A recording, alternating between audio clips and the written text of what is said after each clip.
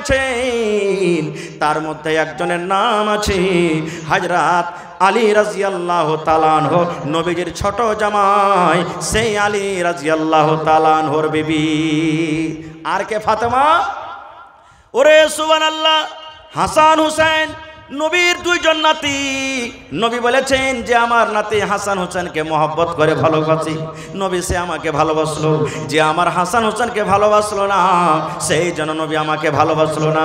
শুধু তা নয় রে, আল্লাহর নবী বলেছেন যত যুবকেরা জান্নাতে যাবে, যত নওজওয়ানেরা জান্নাতের ভিতরে যাবে, সমস্ত জান্নাতের নওজওয়ান যত যাবে, সমস্ত নওজওয়ানের সর্দার হবে আমার এই নাতি হাসান এবং হোসেন। তার হলেন কে? মা।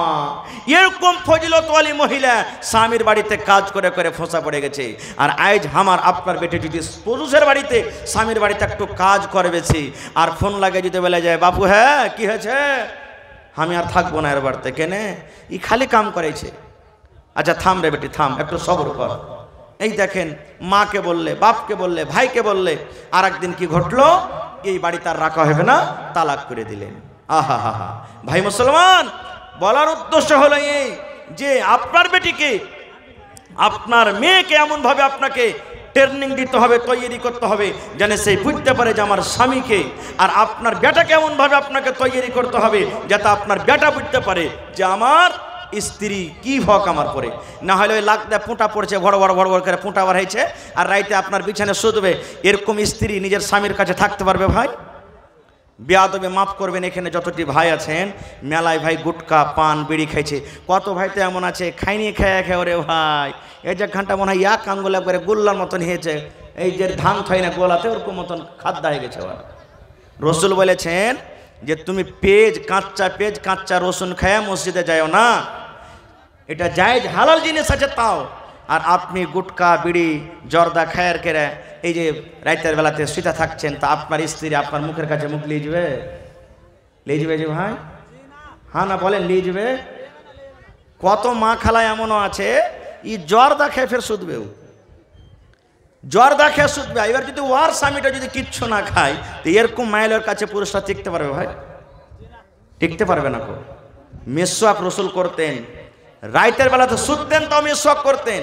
আর আমার মা খালারাই যখন রাইতে শুধবে তখন পান আর জর্দা মুখে দিয়ে শুধবে। হাই রে আল্লাহ, উল্টাই হয়ে গেল ভাই, উল্টাই সমাজ।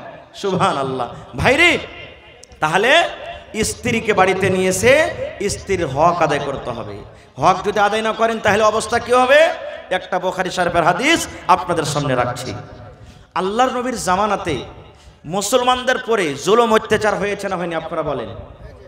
মেলায় জুলুম হয়েছে, এখন কিছু হয়নি, খুব জুলুম হয়েছে।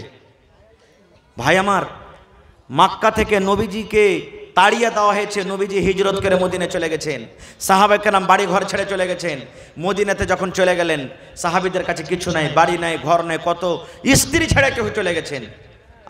নবীজি মদিনার সাহাবীরাকে বললেন, আনসারীরাকে, এই দেখো মক্কা থেকে যত লোক এসে গেলে তোমাকে ভাই, এর কাছে বাড়ি নাই, ঘর নাই, এর কাছে কিছু নেই, তোমরা নিজের ভাইয়ের মতন করে তোমরা একে জায়গা দাও। সবটি সাহাবীর কথা বলবো না, একটা সাহাবীর কথা। একজনের নাম হলো সালমান রাদিয়াল্লাহু তাআলা আনহু, আর একটা হলো আবু দারদা রাদিয়াল্লাহু তাআলা আনহু। দুইজনকে নবীজি ভাই লাগিয়ে দিলেন। নাম মনে রাখবেন, একটা হলো সালমান আর একটা হলো আবু দারদা। দুইজনকে নবীজি ভাই লাগিয়ে দিলেন। আমরা আমাদের ভাইয়ের বাড়ি বেড়াতে যাই কি যাই না? দরকার মতন জোরে বলেন, যাই কি যাই না? যাই।